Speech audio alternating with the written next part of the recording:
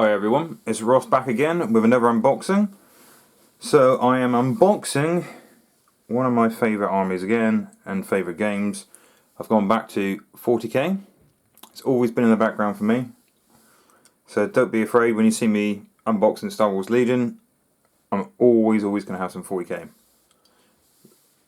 Blood Angels, my first love. Then it's Tyranids. But I'm quite excited about this. So I'm not hearing massive amounts of traffic about it. But it's the Space Marine Impulsor. So the reason I'm picking this up is I think it looks cool. That's the main reason. Now, the Executioner may look great with a massive gun on the top, but I think it's probably overcosted, and generally they do get shot off the table. I find since I've been playing Tyranids have a bit of invulnerable saves. They stay around a little bit longer. Not that my dice rolling is fantastic, but generally if you have an invuln, it's not going to get removed by all that AP in this edition. 8th edition, there is a lot of AP out there, so it is going to stay around a little bit longer because it does have the ability to have an invulnerable save. So we'll get right to it. This is the front cover, and this is the back. So you can see straight away, I'm trying to get rid of a bit of glare there. It's painted up as Ultramarines, but obviously paint it any army you see fit. So I am a Blood Angels player, like I just said, and for once, rather than painting it red, I was thinking about going red and black. So I'm going to make it look a little bit Death Company, purely because this is basically what they call the Primaris Rhino, because it will transport Primaris Space Marines. There's not many things out there that can transport Primaris Space Marines, so that's why I picked it up initially, because it kind of looks like a limo, an open top vehicle you can put troops in. So that's one of the main reasons why I picked it up. So there's some pretty cool options on this thing, some great detail, and it's not too dissimilar from the Repulsor that we've seen previously. So the first things first, you can see straight off the box art that wasn't on the previous. They had a side door with your options of grenade launcher or storm bolter. So you've got those options there, which you can upgrade to Fragstorm grenade launcher. And you can see that obviously it doesn't have the turret on the top, but it still has an Iron Hail heavy stubber. So this thing you're probably not going to get a lot of shots from. This thing is going to get rid of some chaff. It's not really there to crack some serious armor. But there is a missile array there if you are interested, which is pretty nice, And there's your comms array. So we'll go into rules in a bit. But first, I'll make a lot of noise and open this up. So I can see straight away on the box art that guy there with the black hair, how clearly you can see that. That isn't the nicest looking Marine on a tank ever, but hey ho. I can't understand why there is the option with hair, because most Marines sticking out of tanks are smooth headed for whatever reason. I don't know why. I just find that's generally what happens. So that's for your base, your flying stand. So it is a repulsor style vehicle, which means it's got the grav plates all the way around it, making it hover. And as per usual, some great details. You can see the detail on this is awesome. Now there's a nice little nods like here, which look like not exactly the same, but just like I said, a little nod to the original, like Land Raiders, things like that. So it looks a little bit Land Raidery. It looks a bit Repulsor tank. It's not out of place. Not like the Da Vinci style flyer you get with some of the Imperial stuff at the moment. So it looks a little bit like the original, the Repulsor. There's a little bit of Land Raider elements into it. It doesn't look like there's masses in this kit, because the Repulsor had a load of bits. I took some putting together, so there's your base. Ultramarines transfers. Not that I'll be using them. But no, you know, check out the detail, it's fantastic. You can see the little lenses here, and that is like the original bikes and things you used to get. That's pretty nice. So it's not out of keeping at all. It still kept the original Space Marine kind of feel to it. So there is the head I was talking about, with hair on it. Now I haven't seen that face in any other kits so far. I've noticed they've got a few different faces. That's the new style Primaris mask there. So it's nice that they've got different heads, to be fair, but it's probably not the head that I'm going to use. Nice little shutters on the doors there, bit of detail. These hatches definitely aren't out of keeping. You know, you get those on the old Rhinos, things like that. So I like what they've done. It's a nice transition, it's a nice blend. It's a nice detail inside the vehicle as well. So I'm really looking forward to assembling this guy, and like I said, I'm probably going to end up painting it black. So yes, Primaris Impulsor. I'll get straight to the rules. Okay, so don't need to worry about any different languages unless you want me to. This is the Impulsor. So the movement characteristic starts off with 14, so it's pretty quick. It goes down to 4 when it's on its last legs. So, okay, fair enough. Ballistic skill 3 is what you'd expect. You know, it's not a relic vehicle, you know, it's not capped or anything. Drops down to 5, so that's pretty standard. It's pretty standard. So it's toughness 7. So, you know, it's not got a massive hole like the old Land Raider, so it's not going to be toughness 8. 11 wounds. It's pretty straightforward, and it's a 3-up regular save. So okay, that's pretty basic. That's fine. It's not game changing, it's not game breaking. Now I think this is fairly cheap. It's only 6 power points, which isn't a lot for the basic loadout.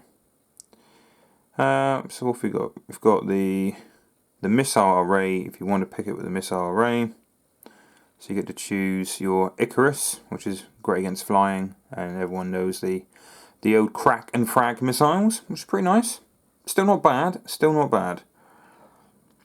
So you only get one shot with a crack, but you know it's quite potent.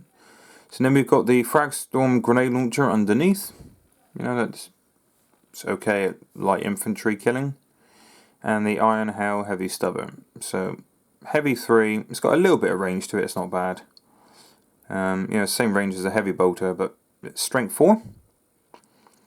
And then you've got the Sky Talon array as well, so that's a heavy 6, so 6 shots, and it's even better against flyers, because normally you have to subtract 1 from the hit roll.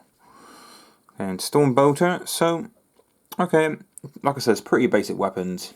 You know, it's not going to wreck a vehicle or anything. So when it comes to the abilities, we have the repulsor field, so you must subtract 2 from your charge roll if you're charging this thing. That'll be the plates, so the repulsor plates. And it's an assault vehicle. This is what I like. After the vehicle moves in your movement phase, did not advance, any units embarked can disembark. So this is what I like, because normally you have to disembark before you move. Because it's an assault vehicle, I can move right up the table. I can get my Death Company right up there. My Death Company Primaris. That's why I was going to paint it black. Yeah, and then they can jump out. So I think that's pretty cool. That's pretty cool.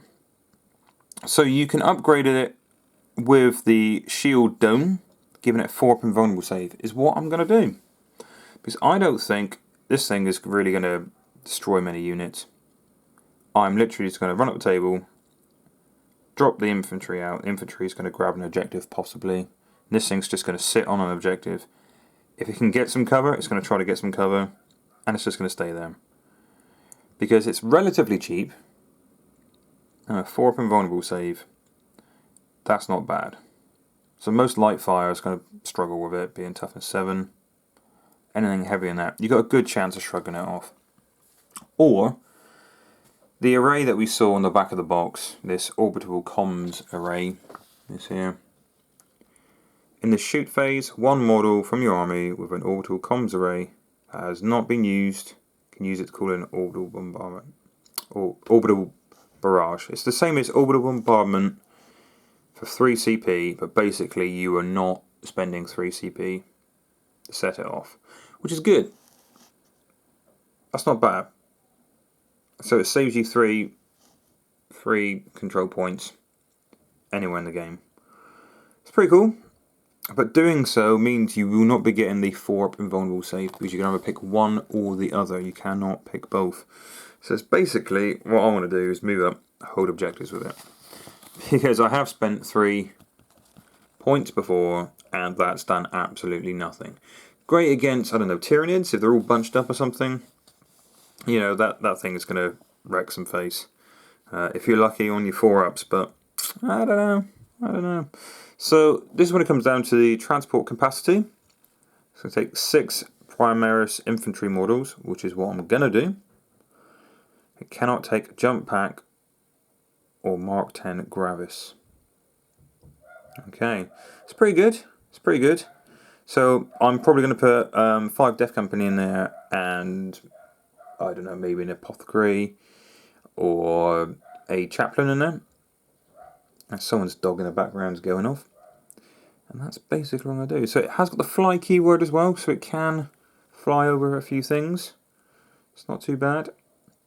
Yeah, this thing is not mega points. So, you know, it's 6 power level. If you play your power levels. And the upgrades aren't too expensive either. I mean, I'm probably going to go for the shield drone. So it comes standard with the Iron Hell heavy stubber, and 2 Fragstorm grenade launchers and storm bows. So you don't have to pay for that. You already have that on there. Yeah, I think it's pretty cool. It's pretty cool.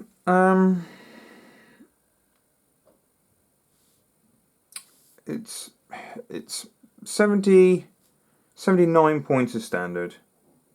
You know, it's not a lot. So you can, it can be additionally equipped with Iron House Heavy Stubber, which is 6 points. So it doesn't come with. So for the 79, you literally get the 2 Storm Bolters, and that's it. So it is a slightly better Rhino, and that's why they're calling it the Primaris Rhino. So the Iron Hail Heavy Stubber is 6 points. The Storm Bolters can be upgraded with the Fragstorm grenade launchers if you wanted to, like the Repulsor. That's still 4 points. So it's whatever you want, really. I mean, that's Assault D6. Whereas that one there is Rapid Fire. I don't know. I think I'd rather go with the less shots,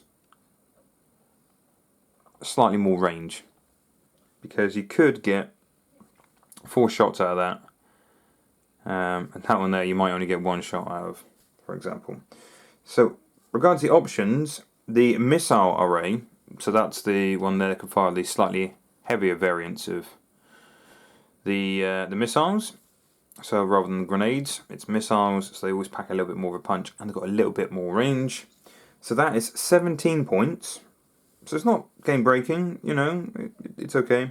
The Sky Talon array as well, so that one there, against Flyer. So if you're really struggling with Flyers, you want to bring this guy in. Yeah, there's only 5 points.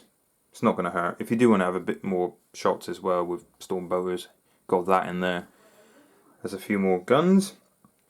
Once again, not a lot of armor cracking. Now the comms array, so the good orbital bombardment special rules, that is 18 points. But 18 points, you know, it's over the price of a Marine. But saving you 3 CP. If that's the thing you normally play in a game, use this. Fantastic. But what I'm going to use is the Shield Dome, which is also 18 points. So, yeah, it's not game breaking points wise. You know, it's never going to rip through units. It's never going to probably kill its value. But if you're holding victory points by grabbing those objectives, that always is worth the points. So I'll probably put the upgrade on it. So you're talking like, best part of 90 points. Even if you only grab one victory point, one objective, totally worth it, in my opinion. So that's how we're putting it together. Relatively plain and straightforward.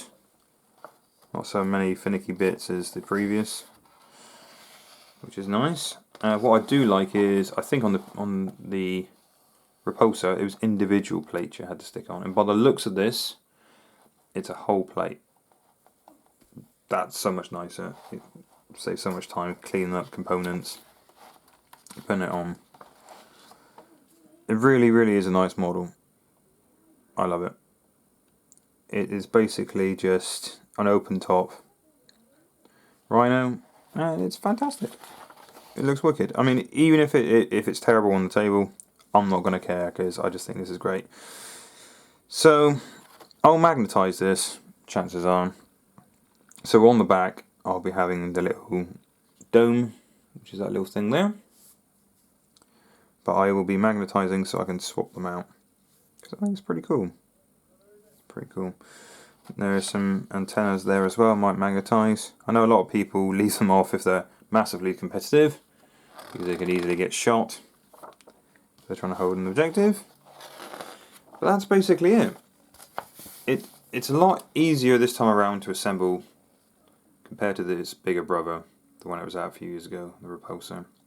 The fact that the plates are so much easier to put together saves you a lot of time. And I know it's only a small little thing, but the vent on the side, I think it just adds a little bit something to it. Previously, with that off the side, it just looked like a brick, which is fine. You know, the Space Marines, they're not in it for style. They're in it to, you know, kick butt in the name of the Emperor. So that's it. That's the Impulsor. Now I will be painting it up shortly. I probably won't be doing a video on assembly.